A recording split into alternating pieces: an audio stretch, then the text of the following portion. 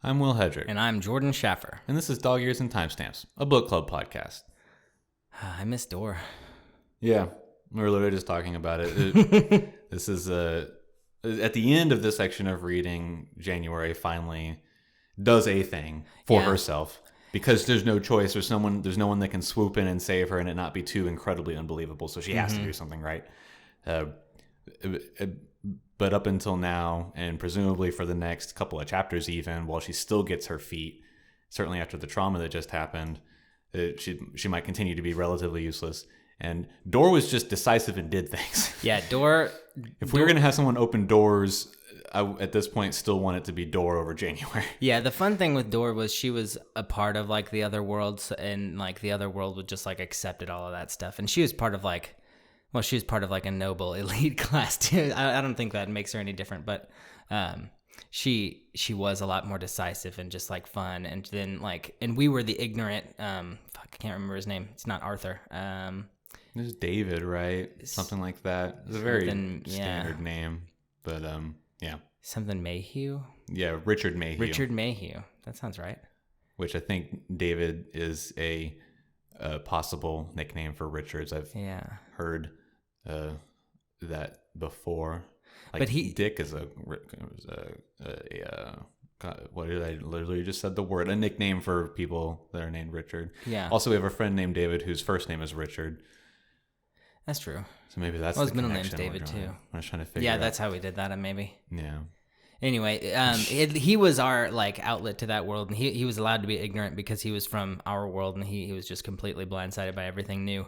And whereas like we're kind of hopping into January's perspective, and we're trying to figure stuff out, that it almost seems like, I don't know if she guessed it or not, because last week we guessed totally right that story's about her parents, and like she definitely knows her parents' but only name. because we not accidentally, but by nature of how we structure this show and have to look ahead and say, okay, get to this chapter. We read the chapter title. We're like, okay, well. Yeah, we cheated a little bit, but we figured it out. She could have done that. By reading the title chapter of the last one, yeah, she definitely could have, but yeah. I don't see why you would do that unless you're a maniac. I don't know. I just feel like it being so like special and fancy of like a book that's like teaching her all about these doors, she would have. Well, she doesn't obtain the book or have the opportunity to read any of its chapters except by one at a time, a day at a time, because everything that's happening during these days since obtaining the book is.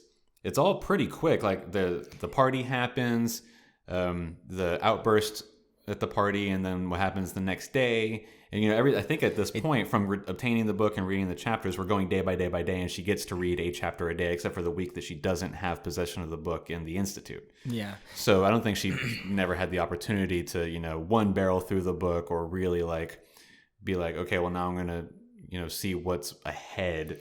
Yeah, it does seem kind of rushed because, like, even when she was finishing the book, like, Jane told her to do it. She's like, "Why don't you just finish that? Like, read the next bit." And if I'm remembering right, yeah, and, I think she's asking questions. How much did you know? And Jane's like, "I didn't know everything. Julian was pretty private, but I bet if you finish the book, you've got time to finish the book at this point." Yeah, but she's that's like not even the thing on her mind. Like, fuck, like I don't want to. Well, she's only just escaped from the institute. Yeah, so they had she's stressed and the issue with Havemeyer coming back, and it's there's definitely several things on her mind. But I don't know. She it was kind of nice how she just jumped back into the book and then was able to like. We also do narratively have to follow the structure of having one from the book, one from January, one from the book. So that being the dedicated storytelling structure that the real life author is doing, we have to take it one chapter at a time. The real life author January. No, the real life author Alex something. AKA the book January. That we're reading. Yeah, right. Isn't that like the fun twist? She's writing it for us? Well, and it would be weird really for suddenly a real life person to claim that this is a true story. But it's not a true story for sure. The conceit of the book like, is that it's being written by January. Yeah, that's something that's told right away. It's not a twist. No, I know. It's just like I forget that that's a thing because she ends up reading the book in the book, So yeah, I do forget that it's like her telling the story of like. And aside from the out. first couple of chapters where we're still establishing characters, it never gets presented in that fashion again. No, it's usually just all like, of the January chapters after the first couple are just written in a way that a book would be written, you know? Yeah, and very rarely does but I feel like it does kind of say like, it has like the first person, but like leading on to like the first person, but still like omnipotent. Well, it's like, first person as being written by that person. Right. You know, so there's, whenever appropriate, we do get like an in parentheses, and I felt this way because of that or something like that, you know? And I guess that's why it's like omnipotent, because it's like she's writing. Because we know that we're we being know her told the perspective. story from the perspective of the person who has experienced it, Right. and has maybe gained further knowledge of that time, you know, now being past it. So yeah, it's definitely, there's an element of omnipotence. Yeah. Um, Omnipotence. yeah, if you want to put the stress on Poe. Who's your favorite character? I I almost feel like it's Julian for me. bad. The dog. I don't know. I think that I do care for January's character, as frustrating as she's been up to this I got point. you. Yeah. But I think that a frustration with a character who's learning things as we do is just an inherent part of the story being told. You know, like, and this is not the only book that this sort of situation is being told where we're learning the fantastic world with them. Of course, things are going to be frustrating about them because it's always the same thing in zombie stories. They've never fucking read a zombie book before, or zombies don't exist in that world. So they're like, oh, how is this person coming back to life? How do we kill it? Just shoot it in the head, fucking duh. Yeah. We know that because we see all the zombie movies. They don't know that because if they knew it, it'd be a boring story. And they blatantly avoid the term zombie. Yeah, exactly. Let's shoot that dead head or whatever, you know? Like, And so we have the experience of, you know, other worlds existing, and the second that she sees a door when she's, you know, 7 years old or whenever it was, and goes through it, I can then immediately be like, okay, there's other worlds, there's parallel worlds, to get to them through doors, blah, blah, blah, blah, blah, you know. And I recognize that maybe she partly opened it by writing that sentence in her journal. So, you know, I can latch onto the rules very quickly because I've seen this sort of thing before, Right. even if only, you know, similarities and other things, and then, you know, pulling other stories together to make what must be the rules of this universe. They've got no fucking idea. yeah. And so the frustration that I have with January is the unfair frustration that a reader has. But I do care about her, and I care about her story. I think that Julian's story, as we now know that it is his story being told in the 10,000 Doors, is interesting, and I'm engaged with that. It's now done until we meet back up with him, assuming that we do meet back up with him. Yeah, because I still don't care about Adelaide at all. Yeah, the mom. Yeah, Mom. just don't give a shit. I think that she's the character that, she's a catalyst character that, because she has to be a catalyst character, is very capable. And so I've never been worried about her. I bet we find her in the Threshold at some point, because why wouldn't we? We've been given that she's extremely capable and fearless and all the things that we need a catalyst character to be. So I don't give a shit about her. Yeah, and she's kind of used as like the model for January to kind of build and grow off of, like, as her, I don't want to say her moral She's a source compass, of but inspiration. There you go. You know? That's a good way to say it. Thanks. Yeah, that's exactly what I was, yeah. You know, it being someone that's experiencing something that she was experiencing, and then the reveal that it is also her mother. Yeah, And so how it's- crazy would that be as like on a relatable sense? Like she's already relating to this girl and like looking up to her, and then it's like, oh, boom, your Right, mom. yeah, exactly. And so it's, you know, it's a, you know, an obvious intention of having, you know, a character that's a source of inspiration for our main character to be able to step up whenever the time comes, you know. And it's not just her life on the line like it was in the Institute, because at that point she didn't know it was her mom. She just was still like, this is a character I care about, or whatever. But now that she knows everything, and potentially other people's lives will be in danger, certainly now that Samuel's back, and he's not incapable, but he's got no idea what the fuck's going on. Yeah. We know that Isn't Bad's he wounded alive. too? He's like, he got roughed up by Havemeyer on the way back, so he, you know, maybe he's got like a broken rib or something like that. Yeah. You know, he's roughed up, and then he went through the vampire blood sucking thing. yeah.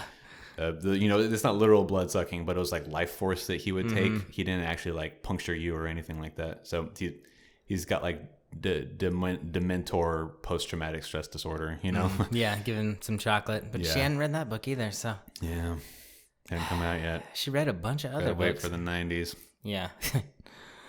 She'll never make it. I'm just kidding. But Yeah, so I mean, that's I guess how I feel about the characters. Yeah. Do you have a favorite at this point? I don't know. I guess just Julian. I said him initially, but the more I think about it, it's like he's kind of just like he's like the bookworm character. Like he's not even like the capable like do it character until he becomes like the thief of the portals or whatever, like the Rick, you know. Until we meet back up with him, he doesn't have much point except for to be like an info dump. You know, he's like a Van Helsing character where like what he does is you go to him and he gives you all the answers to your questions. Yeah. And then you go have the adventure. Yeah, and as of right now, the only way that January's been able to get answers is like third party through him through the 10,000 doors by Right. like, you know, learning about doors and then about her parents' story. But then even then she doesn't know that any of that information is something she should take to heart until she finds out that it is from him and that he's been Right. leaving the book, or that he left the book for her for the sole purpose of her getting answers. Because up until then she was still like, I think I opened a door one time. Yeah. I don't know what that means, and it seems to have no pertinence in my life until the point that I get put in an insane asylum because I, you know, mentioned it to my caretaker. And surprise, there's also a secret society. You know, all of it happened all at once, and there was no reason for her to think that there were answers needed until that point. And then even then, she was still like, I don't even know what the questions are until she reads the last chapter of the book and realizes everything. You know, this book had such a slow burn.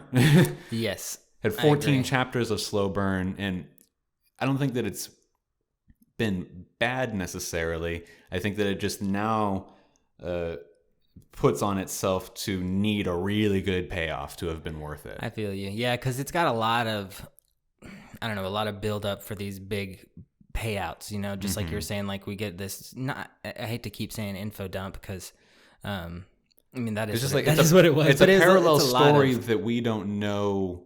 We as the reader that knows the magic of doors exists in this world, our character just hasn't realized that's importance yet. We know that it matters. Right. The information that we're getting. We don't know how it matters. In the beginning, I thought that it was just a book written by someone that has no relation or importance to January, but this is just like going to end up being her, you know, Hitchhiker's Guide to the Galaxy, where like she can reference this as rules for the adventures that she's going to have. But then the story has turned out to be something totally different than what I thought, which is fine. It's just like we were getting this parallel story for the longest time. We didn't know why it mattered. We knew that it did matter. Now we think we know why it matters, but we still haven't hit like the big catalyst. I guess not the big catalyst, but because the big catalyst was her escaping and killing Havemeyer, and now we know that the society is going to be after them. So how do they get to Julian? And I guess the end game is to escape Earth as we know it and get to the world of the written that he's from. either that or stop the society in its tracks. But I think it'd be easier I don't know to just that go we to the kill other the world. whole society in Right? 6 chapters, you how know? evil- and how evil is that? Like, they're bad, but just kind of let them keep doing their thing and just go hide on the other dimension. Maybe, I don't know. Like, Right. why kill a bunch of people if you can just I guess do that's it the another question. way? Is this a story of heroicism, or is this a story of a family trying to get back together? Because if it's a story of heroicism, then it's defeat the society, because the doors bring change to the world. And I think that there's been this sense of adventure that's been preached through the whole book so far. But if it's a story of just like get the family back together so they can live peacefully, then it is just they escape to the world of the written and fuck Earth. Close the door permanently behind them somehow. Yeah. Or the door gets closed behind them permanently 'cause they don't know. society doesn't give a shit if they disappear into the world of the written and never come back. Their world stays the same the way that they want it to be, you know? Because they're the ones closing all the doors, as we suspected, and as gets revealed, you know, by the last chapter in Julian's book. So I guess what is it? What is this story? Like we said, you know, if it's heroicism, then I think we've got a series on our hands, because there's no way that they defeat the society in 6 chapters. That's got to be what it is. Yeah, that'll be interesting if it's kind of like an ambiguous ending too, where you can kind of tell. Yeah, we're getting like kind of how we get like a weird non-ending. Right? Yeah. Oh shoot, why can't I remember the name of the book? I feel like we've gotten some endings that have been like they lead up to where it can kind of encapsulate everything. At the end, it's like, okay, they're going off on an adventure, or we'll tell that adventure as well. You know, like you just sort of leave it up to the imagination. Like, okay, everything worked out, things are good. They're just going to go on a happy, normal adventure, and then like Scythe could have been. Right, but then he definitely But wrote then, more yeah, books. as we know, it's with it having already happened. Yes, that's a series, but it could have ended Yeah, in just that book, and it would have been an acceptable ending where we can surmise that things progress from there. But we don't need to see that because we can, I think I can pretty clearly see how that story ends up. yeah. Like if Hunger Games ended after the first book, it probably would have been fine. Right. Yeah, because I mean, like, the reason I read the second book was because it was like, oh, sweet, they're back at the tournament again. It's kids killing kids. I was into the fight to the death kind of Right. battle royale, PUBG game style. But and the third one was exactly what you're saying. It's like a build up for the story of overthrowing. It's the story of conquering the. It's the But at least heroism in that story. universe, it was an entirely corrupt government system, and Not it was like a about secret liberating society. the districts and all that sort of stuff. Whereas Yeah. it's like a single secret society, and maybe they are tied to some sort of shadow government or something. Although I think that's less likely in the 1900s. So That's the birth of the shadow government. right, yeah. That's when they started their The New their England 1,000-year Society of plan. Archaeology is the original Freemasons or whatever. Timeline wise, Freemasons are way before that. Yeah, exactly. That's what I'm saying. Timeline wise, that's impossible. It doesn't add up if we're going to go into that kind of mythology. So I think that this will either be some sort of non-ending, or if the society is truly just everybody that was there at that party, they could be taken down like in a house fire or something like that, Right. Maybe Locke, in some last dying act of affection for January, does something to sabotage the society. In the final battle or whatever, his emotions get the better of him, and realizes that, as I think, and as the book has done a pretty heavy-handed way of showing, that he does actually care for and love January. But he does have the ulterior motive of being a man of means, and his obsession with art, art, not archaeology, but collectible things. And, being in the society and being important in the society. I think that kind of overshadows a lot of his actions. So maybe in like one last desperate act of, self-actualization, he realizes, no, this is wrong. And I do care for January, and by proxy of January, Julian. And like Samson tears down the temple around him to destroy his enemies, which was also a theme in the last book. So I don't know, maybe something like that. That's a good guess. I feel like that would be kind of disappointing. I feel like that would be the only way that the whole society could be beaten in the last 6 chapters, though. That would be a way that you could do it in this book. If it became a series and that was the ending, I'd be upset. Right, yeah. Because then what's the next fight? Another world's secret organization? Yeah. I did like the little mental battle January kind of had with herself, where she was like justifying, like, Locke did care about you, but like you gotta let that be what it is, because right. you gotta separate that from what you gotta do now. That's not because the situation has changed at this point. Yeah. It was just interesting, like having her go through that self realization, because that's sort of too how we know. It solidifies that we know that Locke cared for her. It's not just something that she's imagining or projecting or whatever, because she has feelings for him, like feelings for him. There's also as a context of the times back then as to now, because not that I could ever speak to anybody's feelings about anything back then, because how do I know? But those insane asylums existed for a reason, and people did presumably check out of them at some period in time. If it was 20 years later, if there was some signs of progression in your mental illness, whether or not you deserve to actually be there, you could conceivably be let out. Certainly more hoity-toity ones like this one that she goes to, but people sent their loved ones there because they were in hysterics and things that are not actually diseases as we know now, but were conceived as diseases back then because they knew nothing. So I think that him sending her to that spot is super complicated in a way where, like, I think that he, it's not out of step with the way that anybody would treat somebody that was perceived as crazy back then, Yeah. even if it was someone that they did truly love and care for, you know. But then also he sends her there to protect her from the rest of the society because now she's let the cat out of the bag, and he already doesn't trust the way that Havemeyer does things anyways, and blah blah blah blah blah. Yeah. So. It's good. I'm excited for the last 4 hours. Not that's how I keep judging. That's it a in my weird head. way to But it is know, the final next, 6 chapters. Yeah, 6 chapters. And like we mentioned last week, without it jumping back and forth between the parallel stories, there is room for a lot more to happen. Yeah. So while I don't think it's enough time to take down the whole society, there is a lot more that's going to happen in these 6 chapters than these last 14 chapters, which were only 7 chapters of January. Yeah. So we're getting an equal amount of January in this last third of the book, which is odd. Yeah, I kind of feel like they're gonna take out the society in this book because with short of it being a series, and I would be a little upset if it was just sort of like a family reuniting book. I don't know why I'd be upset at that, just because I'd be fine I feel like with that. I think that it has to make a decision of, and obviously Right. it did because the book has been published, but Yeah. I think the decision has to be one or the other and stick to it and do it well, you know, hopefully. Obviously it could cop out and do something lame, but I would be fine with either, so long as it's just, you know, they made the decision to do it and just, you know, write your vision based on that, as opposed to like, well, I'm gonna hedge my bets. I just hate when that sort of thing happens, you know. Yeah.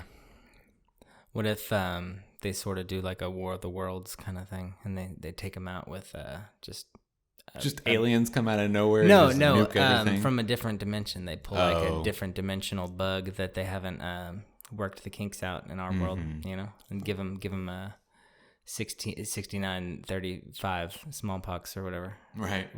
That would be like really interesting. I think it'd be kind of lame, but I'm thinking of it as just like an interesting. Like I wonder if they could even do that. It would be an interesting decision. It would be lame. Yeah. Because nothing that has happened so far with all these people over the course of decades crossing between the worlds has experienced anything like that. Yeah, there's never been a crossover from bacteria or anything. Yeah. Yeah, nothing like that has happened that Or we've viruses. been told. Yeah. Maybe Julian has had a disease here and there and we just weren't told about it because it didn't matter. Yeah, but he didn't die But- from it. so Exactly, yeah. So It wasn't. it would be wasn't very life-threatening. strange. I think an interesting decision just because it's like, how do you make that decision? No, that couldn't. Yeah, that couldn't happen. Now But- that you say that, because I forgot how many times he's been out. He's been around. Jane lived in the leopard woman planet for 22 years and never had, that we know of. Jane's lying. She could have definitely had the flu a couple of times over the She's course of 22 lying. years, but She was never there. she I'm was just never- kidding. Yeah, that'd be kind of interesting to get a little more of her story too. Yeah, The leopard woman. that would be interesting. It's in the way that, you know, we've talked about before. Whenever you're creating these new universes, it's easy to imagine side stories. You know? Exactly. Yeah. Certainly in one where they are literally going to other worlds, and those worlds have their own stories, and so obviously there could be side stories. You know, how many stories does our planet have? Literally all the ones that we've talked about times a million. Yeah. So if in a universe where you then go to another world, you have to imagine that they have a million stories as well. And, Yeah. and so obviously. Neverwhere did something interesting with that too. Sorry to keep bringing that back up, but it I don't know, it does a good job with like the side stories. Like it'll hop over and it told us about the pigeon guy, you know, the guy that lives in the you know, it hopped around even though we had our main character. We still got a bunch of different side stories, and it gave us a little bit of windows into that world. Like I don't know if we ever got the perspective of that succubi type character. I can't remember her name either, but you know what I'm talking about. But the Velvets. exactly, yeah. I don't remember if we got her perspective. Maybe we did in the epilogue. No, we got something later that was just kind of like a fun little throwaway line for her, just like that she's, you know, still there basically. Right. But it was just sort of like a shout out to us. But that was, I felt like that was done pretty well, where he was able to expand, you know, through a side story and give background information that was interesting to the world, as well as like it helped progress the storyline. I felt like he was hopping around like, this is what that happened like with this guy, while, you know, our other characters were dealing with this. And Right.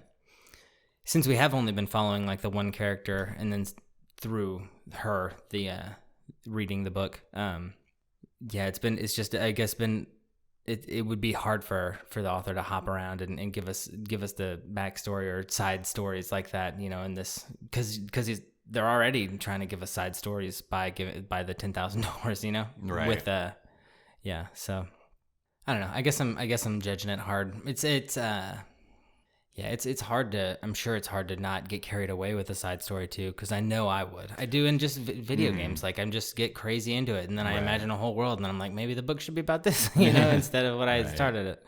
And well, at least also it's hard to stay track. Neverwhere, there's these extremely complicated machinations that are happening that are better served to be revealed by other perspectives happening at the same time. Like, we see the bird guy because we need to see the gambit that the Count is putting together on the side as he helps Dor do the thing. And we see those river people because we need to see how the Count gets brought back from his encounter with Krupp and Vandemar, where they effectively kill him. And I feel like at this point we would have already hopped over and this, found out no, if like, Julian was alive still, you know, and then there's no like overarching machinations in this story. Right. It's literally just Julian got separated from his wife and has this opportunity to, you know, raise his daughter and potentially find his wife. By the way, the society is doing a thing that he doesn't like, but overall doesn't actually affect him. And now things have gotten out of hand because the society doesn't want January to be spreading things, information that they don't think is good to be let out. But when she could have just joined the society and not caused any problems at all. So it's not like there was always a plot to get her or whatever. Whereas in Neverwhere, there was always a plot to kill Dor. That's very true. There was a plot being put together by the person that they were apparently going, you know, by whatever his name, Eilington, the angel, because there was a plot by him to get out. You know, it was a very complicated, you know, sub-story going on. Whereas this is just literally, January is just causing problems because she's a knowledgeless child with no guidance. And that's it. That's literally, that's the crux of this story.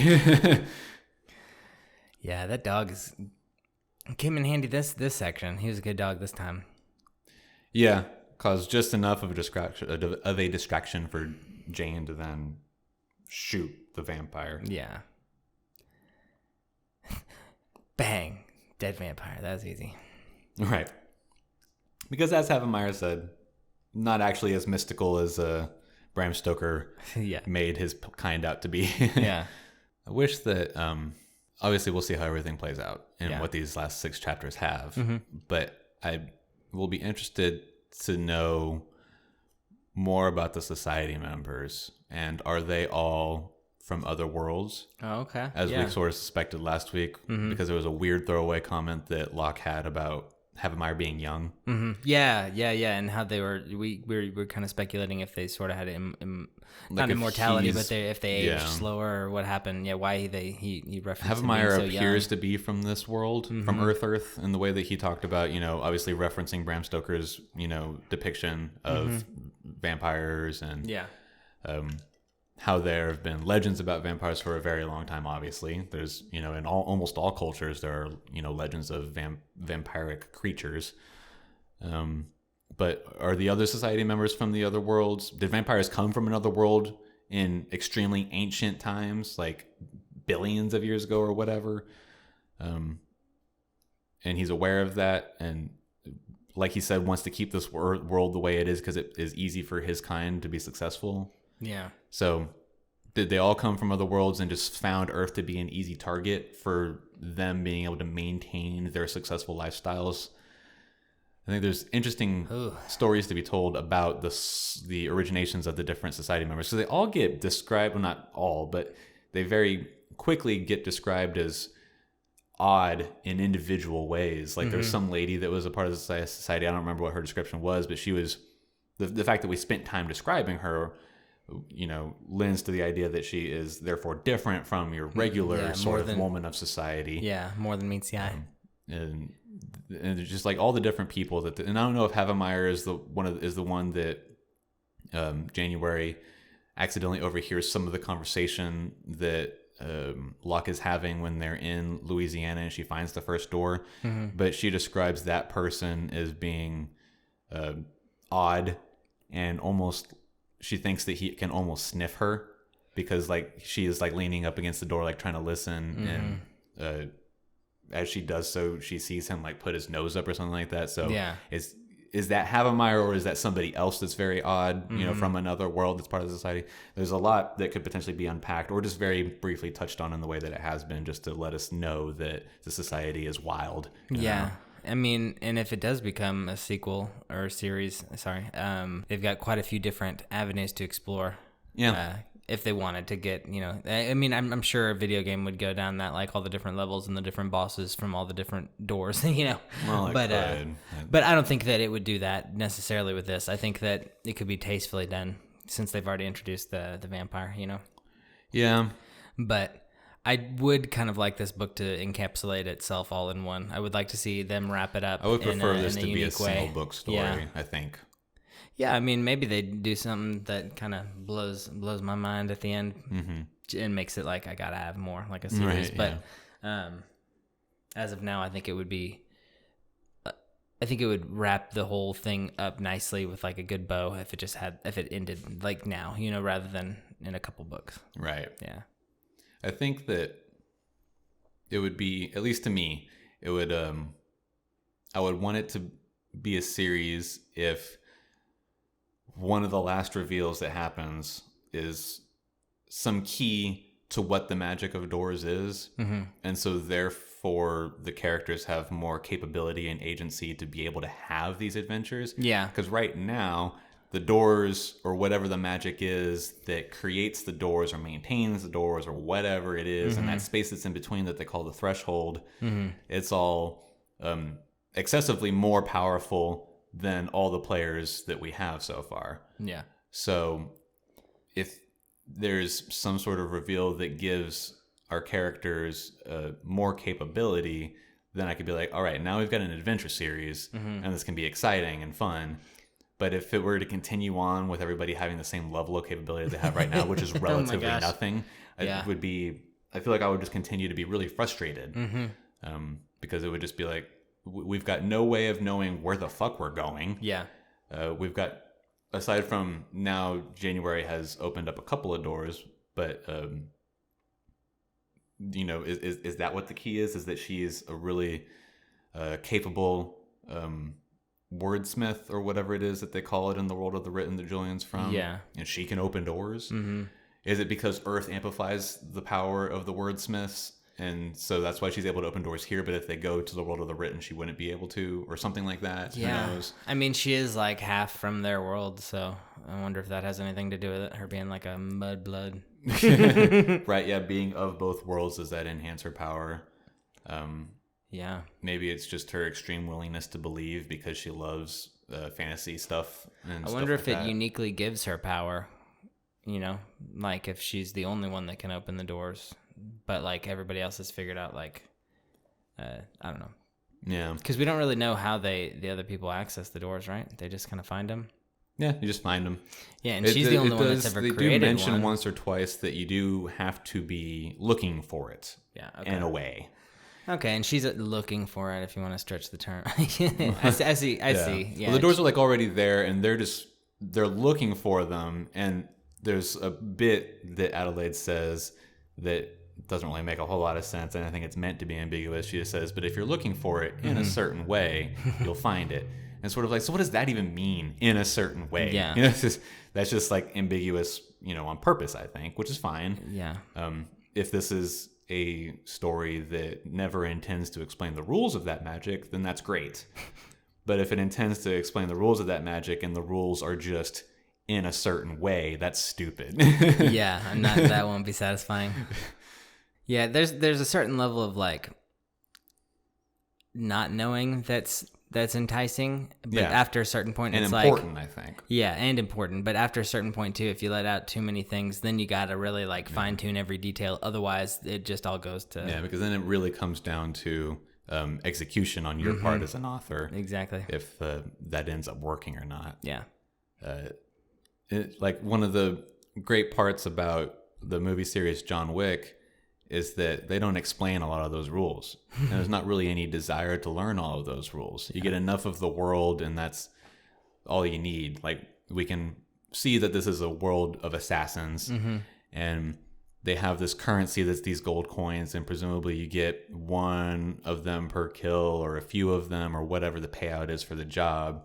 And one of those gold coins is effectively worth the same as any given service or thing, because he pays for a couple of nights stay at the hotel with 1 coin. He pays for information with 1 coin. He tips the cleanup crew with 1 coin. You know, it's like you just give a coin, and that's worth whatever service it is that's being provided or goods that you're purchasing, because then they can also go then do the same thing with that 1 coin that they got for cleaning up the bodies. They can now also go buy 5 guns or whatever it is, you know.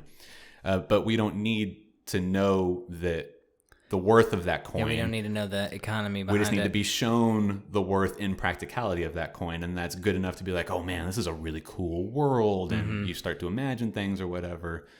But then they don't fucking be like, oh, John Wick's really good at assassinating people because his midichlorian count is off the fucking charts.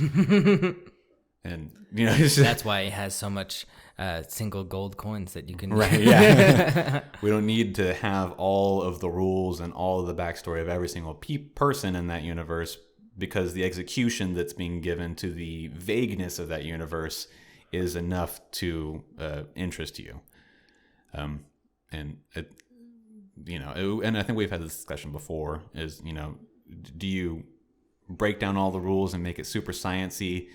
And sometimes that lens is good for the story, and sometimes that's garbage, like Star Wars.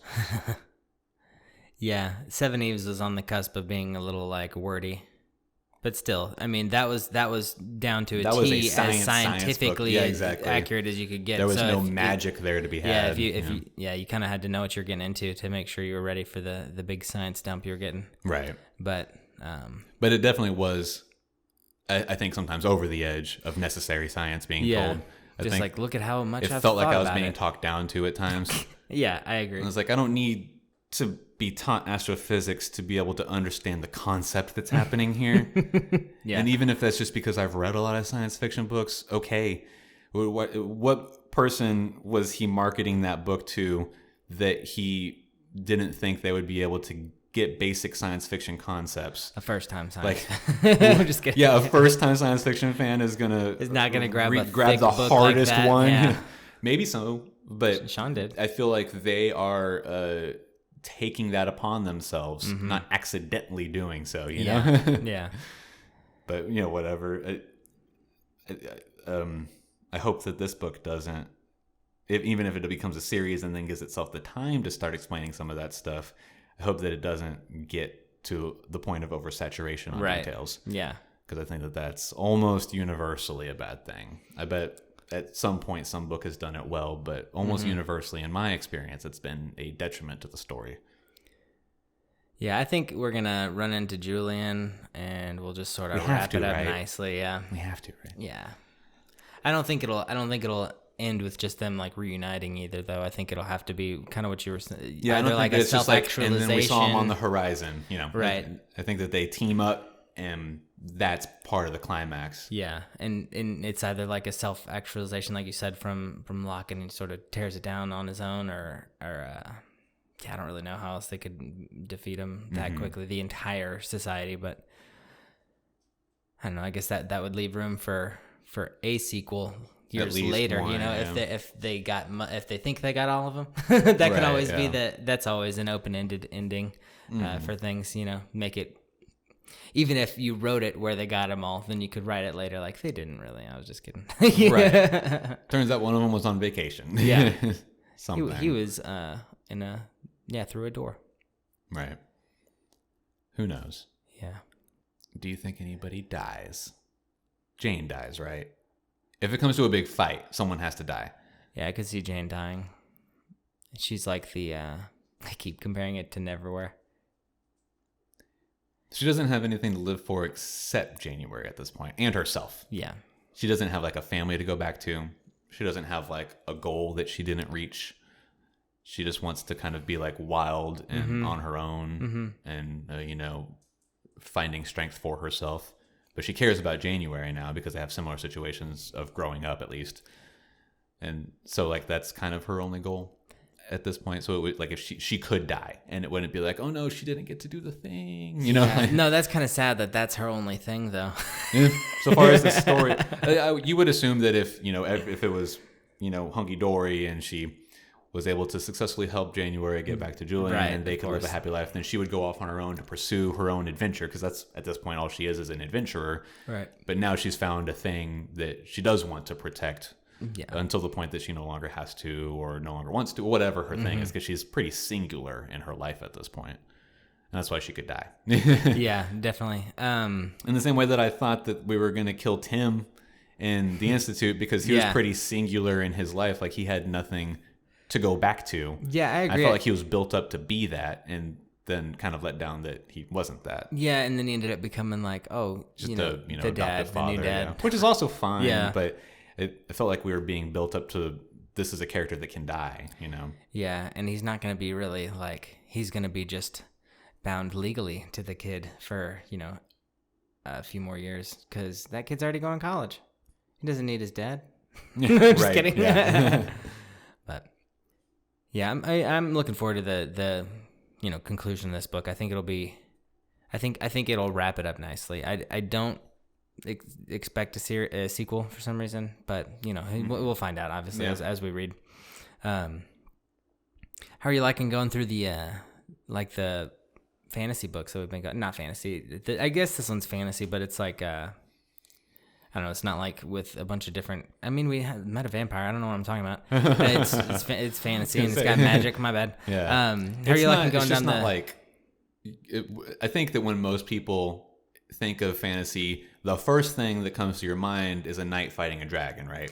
Yeah. Like that's the another definition of fantasy for most people. Yeah. And we haven't directly seen that yet. So I can see why you'd be like, yeah, this isn't like a fantasy book. But I mean, it literally is. And the fact that there's magic, we've seen a vampire. It's also interesting when it's based with like kind of in our world, like in our timeline at whatever time. Right. That always makes me want to not say it's a fantasy and too. That's also part of it is that we haven't directly experienced much of the magic, because even whenever we were getting the story of the 10,000 doors, it was just, and then Adelaide went into a door and came back a week later, and then Adelaide went into another door and came back a month later. Yeah. We don't experience any of the things that she's experiencing in the other worlds until the point that she meets back up with Julian and they live in that world. But even in that world, the only thing spectacular about that world is that they have the wordsmithing thing, which is like a level of magic. But other than that, it's just like a seafaring world that has more or less equivalent technology that our Earth does in the 1800s when it's taking place. Like, so there's nothing fantastical about it except that you went through a magic portal to get there. Yeah. So I can see why you would very quickly be like, well, this isn't a fantasy book. Or at least, just off the cuff, you would say something like that. Have you been enjoying going down the fantasy holes, or do you want to? Well, yeah. I think, unless this is literally your first episode listening to us, everybody knows that this is your and I's bread and butter is fantasy stories. Yeah. That's definitely probably the thing we've read the most of for this show. Definitely the thing that we've read the most of from a personal standpoint. Right, for sure. That's always what I go back to more than anything. Yeah, me too. I have literally like CDs for like a book on CD, and it's like a detective mystery book, and for some reason I just can't seem to like jump into those. I don't know why. I always want like a fantasy, or I want something that kind of like makes me, I don't know why, but I kind of want something that like makes me cringe, or like something like not necessarily even scary, but just something that would like keep me up, like make me think about it. Like that's probably why I like Stephen King, and like I mean, even it's silly, but like even Harry Potter is one of those ones that like I'll be thinking about, like, man, I want to get back to Harry and the gang, just right. I mean, so for me it's easy to jump into like these fantasy worlds and like lose myself, and I guess just this one, it was losing its momentum. It's hard to follow though, that Stephen King. because I'm definitely judging the two side by side, which is not fair for any book to be judged side by side by another book, you know. Right. But you know, stepping aside from that, I always like this. I always like the stories better when we talk about them, but this one definitely, like, it makes it like feel like it'd be worthwhile. Like if I was reading this book on my own, I don't know if I necessarily would put as much effort into figuring all these details out as we are, you know. And that's what always rounds it off really nicely for me and makes me feel like, yeah, we did that book justice. Like we did a good job with it, whether we liked it or not. Like even Beacon 23, I feel like we haven't necessarily said it outright or not, whether we liked it or whatever. But oh no, even I hate that that one, book. That book's awful. Even that book, I feel like we did it justice. You know, we spent a good amount of time. We talked about all the details. We even like kind of, as much as we could, throw ourselves into it. We did, you know, and you know, we did it justice, and that's always kind of that's always satisfying for me. You know, when we do this, is just talking about it and really just like, yeah, it just like I said, it say this book is a 4, you know, it makes it a 5. I don't know why I made it so low on the scale, because that would either be the best book or yeah, that would either be the best book or less than half of the book.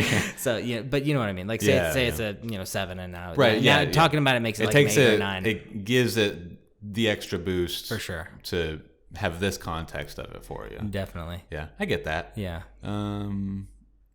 Yeah, I totally get that. I was trying to think of, you know, if I had like an equivalent thing to say about that.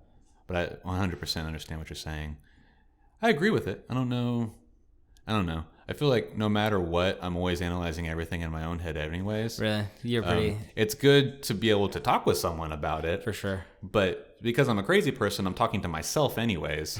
So you're already hashing it out. If we use the same scale, then, you know, the story being, you know, at a 4 out of whatever, and then being able to talk about it, even if only to myself, brings it to a 5. Being able to talk to another person about it then takes it to like a 5.7. You know, like it's definitely better because of it. I'm just already kind of doing it because I'm an insane man. Yeah, I don't talks to himself. I don't really do that as much. When I was reading Game of Thrones, I never really became. I mean, I was a fan for sure, but I didn't become like a crazy fan until like I just sort of lost myself into the Game of Thrones wiki, which is like I just when I was clicked on all the links and just like, oh, who's this person's dad, and then I read their backstory and I was like, I don't remember that from the book, but I guess there it was. Right. Definitely when I was younger, I didn't analyze things like I did, and I think that's mostly just because at that point I hadn't experienced a lot of things and didn't have the context to analyze anything except for I like this, I don't like this, you know, like my analyzing was 1 or rereading 0 it. at that point. It was very binary. Now that I've experienced a lot of storytelling through books and movies and shows and all of the different media that you intake, I'm like, well, I wish that it could have done this in the way that this did that, you know, and maybe I would have, you know, I guess I'm also just kind of an asshole and I judge a lot of things. And so just inherently I'm constantly thinking, well, that was a weird decision. Why would you make it or that was a great decision, or, you know, whatever it is. Obviously I'm positive sometimes too. But that, like, even, you know, I was watching anime last night and shows that I love, and there was 1 or 2 times in a couple of the episodes that I was watching and I was like, oh, that's dumb. That's dumb. Yeah. And I can't turn my brain off in that fashion. So that's why I do it. I guess is what I'm getting at. Yeah. I feel like I wouldn't analyze stuff super hard unless like that's why I do a lot of like the rereads and the rewatches and and you know, that's your time to analyze, is when you go back at it. Yeah. Cause like the first time I guess I'm just trying to get a bunch of it in. And then the second time it's like, I already know what happened. Now you look for the details. And I don't know why that is. Well, it's just the way that you experience it. Yeah, no, and it's in maybe if I think certainly with at least in the way that you take in books with the audio books, and you're often listening while you're doing other things at work or in how whatever driving, it is. Yeah, whatever. You're already a little more passive than I am, where. You know, if I'm reading a book, I'm reading a book. Yeah. If I'm watching anime, I'm watching anime. If I'm watching, and that's the way that I intake all media, except for podcasts. Right. Is that I am 100% focused on it at that time. Yeah. Because just whenever I'm intaking a story, that's the way that I prefer to do so. And so I am so focused on it that I am pulling those details at that time. Yeah. That's not to say that if I watch it again, I won't pick up something that I missed on, because I'm not perfect. But I think that because I'm so hyper focused on it in the moment, compared to the way that you intake these books, at least, Yeah. I can see why there would be a difference in the way that we approach the first go through. Yeah. I also kind of wonder if it's like, this is kind of silly, but I wonder if it's like, I used to have like an issue with finishing books, like, and being sad, like, yeah, I'm like, now it's over, like, I don't get to enjoy it anymore. And by the, I don't know, by the essence of knowing I'm going to rewatch it, like, it just gives me, like, I never say, like, you'll bye, be okay with it being ending, because you're like, well, I'll be back. Yeah, exactly. 'Cause, so like this other series that I was reading, I read listened to the 2 books, and then I listened to them again, and like listened to them again. I was just like, I kept thinking about the world, and I didn't want to stop. And then even more so, which is weird too, like I would find myself zoning out and zoning in more when I'd listened to it already, but I would be thinking about like new details as I was already, because I knew the story, but I'd be zoning in on a new detail, which is kind of, I guess that's kind of weird. Now I'm figuring out how I watch stuff, and that's something I've never done before. You know what I mean? Like, now I'm analyzing me. Right. But, that's all I do. Is literally like anytime that I'm not intaking something, I'm thinking about the way that I think about things. But do you think that also, one, you have to finish books now because we're doing this, right? But then also 2, saying goodbye is not necessarily happening, because then a day or 2 later we're then going to talk about it, right? Yeah, you know? and So you're immediately revisiting without actually rereading, you know. Yeah, and I feel like that, and like I was saying before, I feel like that really does the book justice. And every time, like I keep saying, like, the Institute has reread value, and I haven't gone back and re-listened to that. I don't think I've gone back and re-listened to anything that we've read. Yeah. Even though I talk about them having like a good replay value, and I do see myself revisiting some of those books, but well, they're just so recent. Yeah, and even Neverwhere was only a year and a month ago. Yeah, and so they're so recent, and we're on to the next one, on to the next one, on to the next one. We barely have time to, or at least I know that I barely have time to read anything aside from what we're reading when it comes to reading. I do too. Yeah, it's hard. You've definitely done better than I have reading other things on the aside. Yeah, but that's the same thing too. Like I'll get obsessed with that, and then I don't do anything else. Like I don't watch my shows. I don't listen to my podcasts anymore. Yeah. I just like I listen to The Wolf of Wall Street or whatever I was listening to, and then. But that's interesting too, because I didn't finish that book. The one that I did it to before was the Room, The Making of the Room, something like that. The Disaster Artist. Yeah, The Disaster Artist, yeah. But, that's... You read that book about mushrooms and shit?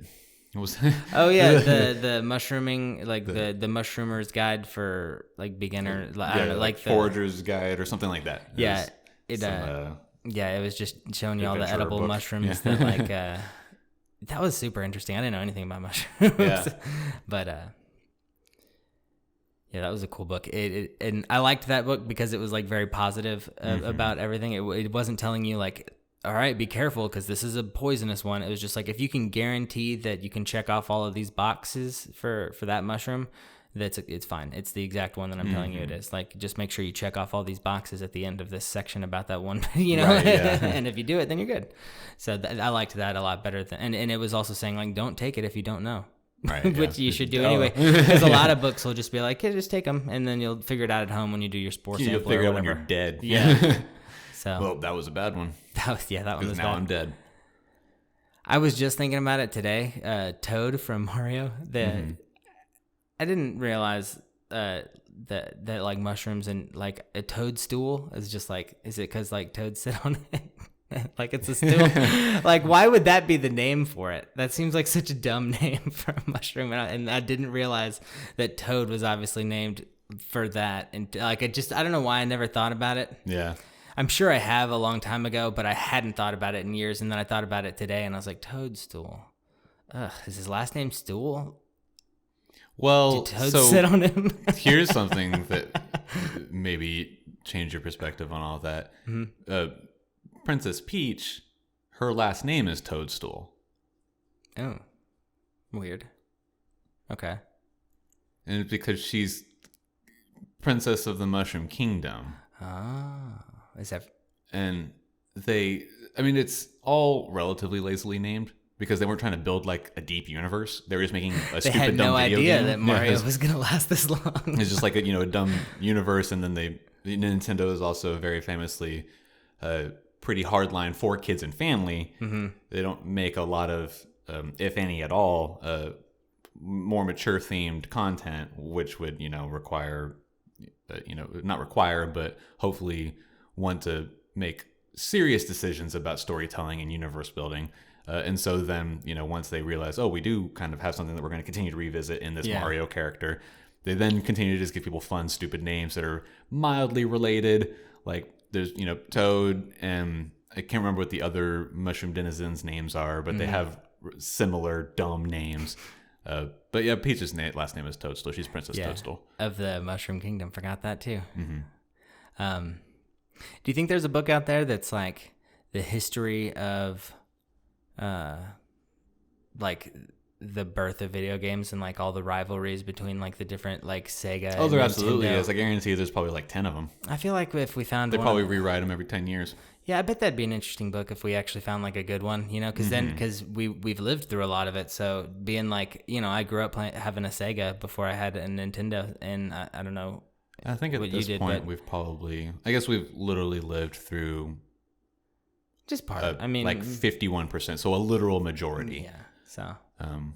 Because really the first thing that could be conceived of as a video game came out in like 65 or something like that. Oh, really? So but even then it was just like a line of script written, and grad students at like Harvard just like it was just like a kind of a joke between them that they played, or maybe some college, I don't remember exactly where. It's been a long time since I've heard this story, but they, it was just like a thing that they had between like the 15 of them, and they were like, look at this cool thing that we were able to come up with. Maybe it, matters, or maybe it's just a thing that dies with us when we graduate or something like that, but then of course, like anything that's worth exploring, it snowballed into what we have today. But that might be an interesting. So I think that we're literally like, our lifespan is at a point that we're 51% of video gaming's lifespan. Yeah. But it's been around for a very, very, very long time. Yeah. I think that might be an interesting avenue to, if, we wanted something that was talking about like, that was like a true story. Like if we wanted to go down a true story avenue, right, it might be fun. Because then we'd be able to talk about like just our own lives and like experiencing different things. And, I don't know, we both know a little bit about video games, or at least have been kind of around them. So it might be, I don't know, just it'd be. I'm trying to branch out, because I know that we're gonna go back to fantasy no matter what. Whenever if we do branch to other stuff, I'll definitely will always be coming back to it at some point for sure. But we definitely do pick other things. Yeah, no, I know. Even though the 7.5 Deaths of Evelyn Hardcastle was relatively a fantasy novel, just because it had some sort of magic or technology that we don't actually have, it was still predominantly a mystery thriller. That's true. But that book was really cool. I was thinking about that book yesterday for some reason, and I was just like, God, I really enjoyed reading that book. Yeah, that one was... that was just great the whole time. Yeah, and that... I do like us picking a bunch of new books and trying to find like... just what people are thinking about right now, and like just like new ideas that are coming out. That's always fun. But yeah, I don't think I have anything else to say about January today. No, I'm ready for her to wrap it up. Whatever's going to happen next. So I think, like we've mentioned, this is definitely the point where it kicks off, because they're outside of all safety at this point. Yeah, and so the extreme action starts and ends with this section of reading, obviously, because it's also the last 6 chapters of the book. Y'all know how much to read. Yeah, the rest. Yeah, just finish it. Yeah. As always, you know how to find us: Instagram and Gmail. I always space out. Or Instagram and Twitter. Sorry, at ears_stamps and dog ears and timestamps at gmail.com. And I have been slacking. I didn't do anything with the YouTube, like I said I might. Yeah. So It'll be out there. So in the same we'll way, get it's other. relatively inconsequential. Yeah, but we'll get other avenues. Yeah, we for, do want it out there just to have, like you were saying, another avenue. It'd be nice. Yeah, just. And to provide a platform for potential other things like we've talked about. It'll be nice too. We can put things in like playlists and separate it out. And yeah. Potentially at some point, if we ever feel like putting the work in, have some sort of a video format thing. Yeah, that'd be a lot of fun. Something. Yeah, build it up. Just need to open the door. Yeah. Oh, I just literally came up with that. I was going to say open the door because that's a thing people say. And then I was like, oh, look, we... whatever. Anime is good. My Hero Academia is good. Oh, yeah. Food Wars is good. People should be watching that. Yeah, definitely. And then the World Series. So the World Series. Game 6 tonight. Astros can clinch it. So you guys will know it happened. If not, then Game 7 tomorrow, and y'all won't know what happened, depending on when I actually publish this episode. I don't know what I'm going to do. I've got no time to do anything. The World Series is happening. Yeah, so. Okay, I'm Will Hedrick. I'm Jordan Sheffer. This is Dog Ears and Timestamps. Go Astros.